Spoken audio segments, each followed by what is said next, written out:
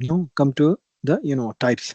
What are the other types of the heat treatment process? Okay, what are the different types of the heat treatment? First one is annealing, right? Annealing. So what is annealing? How we can define that annealing is? Okay, so first we need to go. What is the purpose? Why we do the annealing? Okay, or better we can. Okay, first we need to know what is process, right? First, we must understand what is the process. So process is heat the steel to a temperature above its upper critical temperature. Okay. For the hypo-ejectoid steels, I've already made what is hyper-ejectoid and what is hypo-ejectoid. Okay. Both the things we have already discussed in third unit or second unit, right? Or below that lower critical temperature. Okay.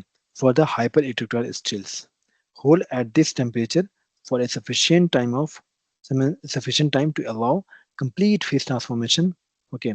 So during heat treatment, once you reached at the certain level of temperature, for example, hyperelectric steel, we must have to go for the upper critical temperature, and we must have to wait for a while so that the temperature distribution you know gets easily spreaded, and during that the transformation will occur.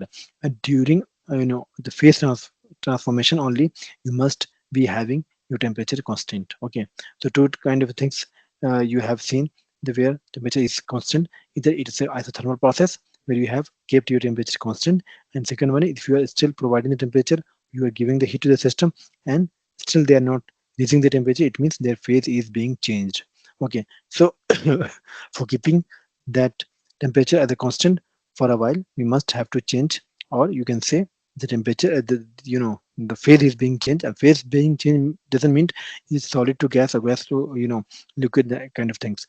It must be phase be considered as a phase change while it is being changed their crystal structure. Like before it was a BCC, we, body center cubic structure, and if they have changed their phase and come to the FCC, face centered cubic structure, it means they change their crystal structure, and that is also known as their phase changes. Okay, so while we keep that material over that particular temperature, during the temperature the phase changes occur, but the phase changes of like not the solid to liquid or liquid to gas, but their internal structure, which is the crystal structure, gets changes.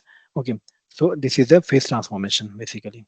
Okay, once it's done, then we allow them to cool slowly in a furnace. Okay, so furnace cooling, you must need to know.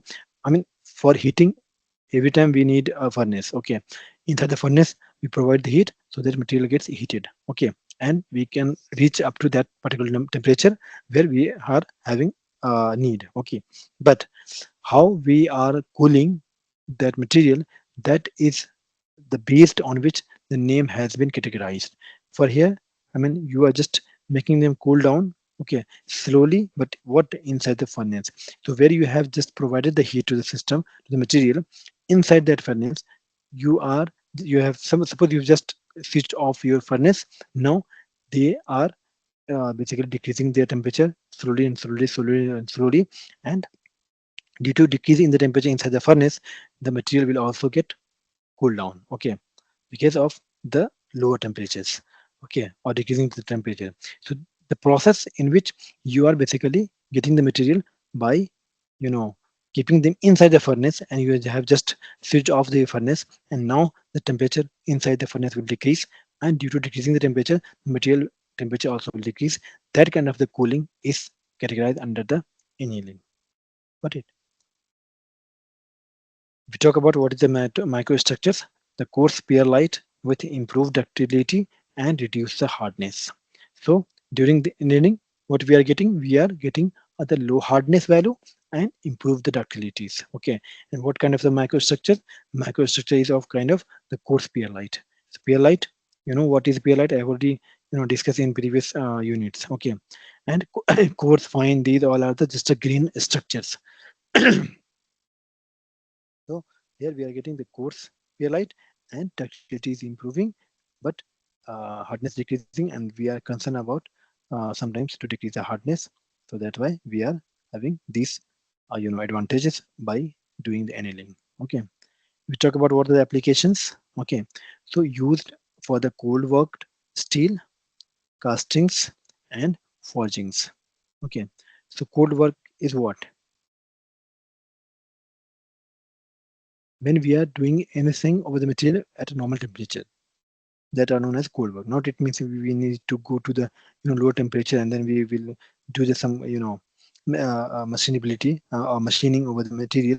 That is the cold work. No, the cold work is means, I mean, whatever the thing that we do over the normal temperature, that is known as cold working, or we can say below the crystalline temperature. Okay, where the crystal structure, I mean, suppose we are just sometimes we are providing the heat, but that heat must be lower the crystalline temperature. If we are just moving ahead of that, it means the crystal structure will change, and that will be counted as the phase changes. We must need to raise the temperature below that. Okay, so if we are just changing the temperature, sorry, if we are just providing the heat must be less or lower than critical temperatures, crystalline temperature.